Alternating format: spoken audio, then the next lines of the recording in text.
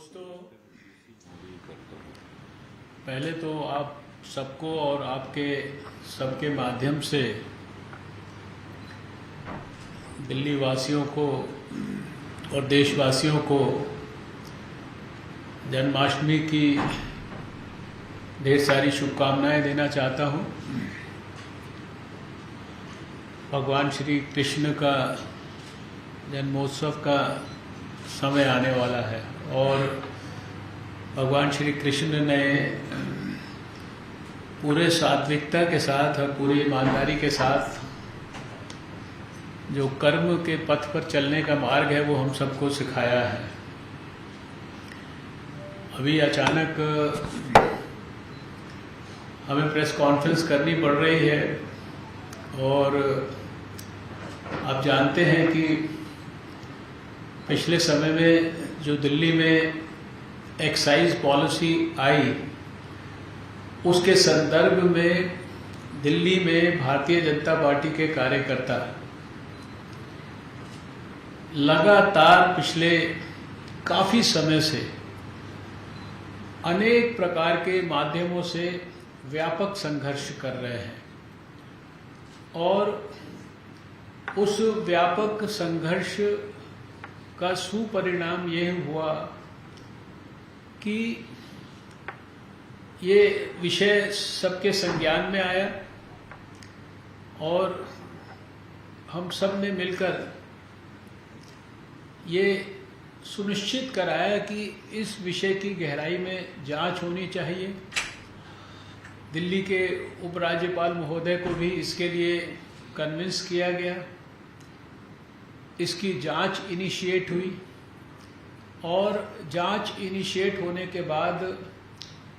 उसमें एक स्टेप और आगे महत्वपूर्ण कड़ी ऐड हुई है कि दिल्ली के उप मुख्यमंत्री जो तरह तरह के बयान देते रहते हैं अपने मुख्यमंत्री की तरह, उनके खिलाफ आज रेड्स हुई हैं और कोई जो रेड्स होती हैं तो वो बिना किसी कारण के नहीं होती, बिना किसी सबूत के नहीं होती हैं। इस पॉलिसी के तहत जितना व्यापक भ्रष्टाचार हुआ वो उसका एक पहलू है जिसके बारे में अभी हमारे प्रदेश अध्यक्ष ने बहुत विस्तार से उसके सभी एस्पेक्ट्स के बारे में आपसे चर्चा की है। उनको लगातार पिछले कई महीनों से हम बार बार दोहराते आ रहे हैं। आप देख रहे हैं कि जो मुख्यमंत्री और जो सरकार विकास की बात करती थी वो आज विनाशकारी सरकार बन चुकी है। उसके लिए विकास का महत्व नहीं है, वो समाज के विनाश के ऊपर तुली हुई है। वो नौजवानों को आगे बढ़ाने की बजाय उनको विनाश के पथ पर आगे बढ़ा रही है। और ये पॉलिसी तो एक्साइज पॉलिसी तो एक विषय है, लेकिन किसी भी विषय की आप चर्चा कर लें, किसी विषय की गहराई में आप डूबने का प्रयास कर लें तो पिछले 7-8 साल में जब से दिल्ली में आज जो सरकार शासन कर रही है उसके क्रियाकलापों का हम विश्लेषण करेंगे तो उसके आधार पर अगर मैं बहुत ऑनेस्टली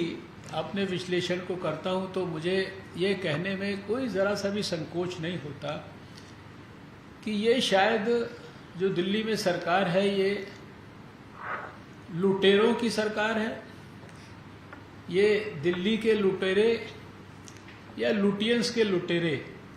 अगर ये भी कहा जाए इनके बारे में तो ये कोई अतिशयोक्ति नहीं होगी ज़रा सी भी। शायद झूठ की पराकाष्ठा, भ्रष्टाचार की पराकाष्ठा और लोगों को हर प्रकार से गलत बयानी करके मिसगाइड करना और पैसे के दम पर और पैसा भी वो जो जनता से टैक्स की वसूली करके जनता का पैसा होता है, जो कि जनता के विकास में खर्च होना चाहिए, उस पैसे को अनाप शराब एक्सट्रीम तरीके से देश में, दुनिया में, विदेश में पब्लिसिटी के लिए, प्रचार के लिए करोड़ों,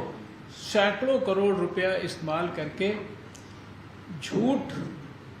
को सच के रूप में परोसने का काम ये सरकार कर रही है। लेकिन अब दिल्ली की जनता की आंखें अच्छी तरीके से खुल चुकी हैं। देश में भी आज ये वातावरण बनता जा रहा है कि दिल्ली के सरकार को, इसके दुष्कर्मों को देश में हम लोग तो समझ पा रहे हैं, आप लोग दिल्ली के लोग क्यों नहीं समझ पा रहे हैं। ये कभी कभी इस प्रकार की गलतफहमी जो है लोगों को होती है। लोग कहते हैं भी दिल्ली में लोगों को क्यों नहीं समझ में आ रहा है। हमको इतनी दूर बैठ के समझ में आता है कि एक सरकार दिल्ली के अंदर एक्टिविटी का प्रचार जो है वो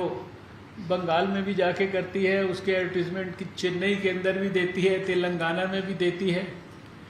और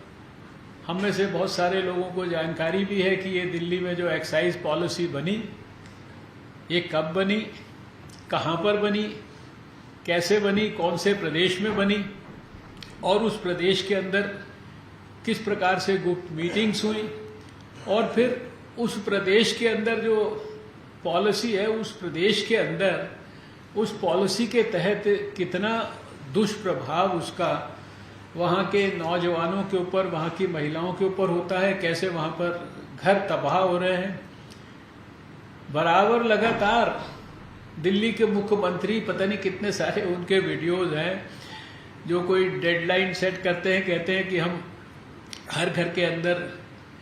देखिए कितनी गंभीरता के साथ प्रधानमंत्री नरेंद्र मोदी जी ने 2019 में संकल्प लिया कि हर घर के अंदर देश के जल पहुंचाएंगे, और उसके लिए सारे देश की सरकारों को आर्थिक रूप से मदद कर रहे हैं, टेक्निकली मदद कर रहे हैं, मॉनिटरिंग कर रहे हैं व्यक्तिगत। और आज बहुत बड़ी मात्रा के अंदर उसके अंदर सफलता प्राप्त हुई है। उनका टारगेट है कि 2024 तक उनका सपना है। लेकिन उसके विपरीत दिल्ली में क्या हो रहा है, जहां की लगातार पिछले 8 साल से 7 साल से दिल्ली के मुख्यमंत्री पानी पानी पानी के लिए प्रॉमिस करते रहते हैं, लेकिन पानी तो हर घर के अंदर उन्होंने नहीं पहुंचाया। लेकिन शराब जो है हर घर के अंदर सुलभ ढंग से, अच्छी तरीके से, और सब घर के अंदर, उसके घर के आसपास होम डिलीवरी, दिन में पीना चाहें दिन में पीजिए, रात को पीना चाहें रात को पीजिए, अपने यंग बच्चे के साथ पीना चाहें यंग बच्चे के साथ पीजिए। ये क्या हो रहा है, और उसके पीछे कितना बड़ा भ्रष्टाचार। अभी हमारे अध्यक्ष जी ने सब चीज़ों की चर्चा की है। पंजाब इलेक्शन के अंदर क्या उसके संदर्भ में विषय है, वो भी आपके सामने सारी की सारी जानकारी उन्होंने रखी है। और आज जब रेड्स हुई हैं तो एक्साइज पॉलिसी के बारे में बात नहीं कर रहे हैं। अरे मेरा ये कहना है कि एक्साइज पॉलिसी आपकी बहुत सुंदर थी, बहुत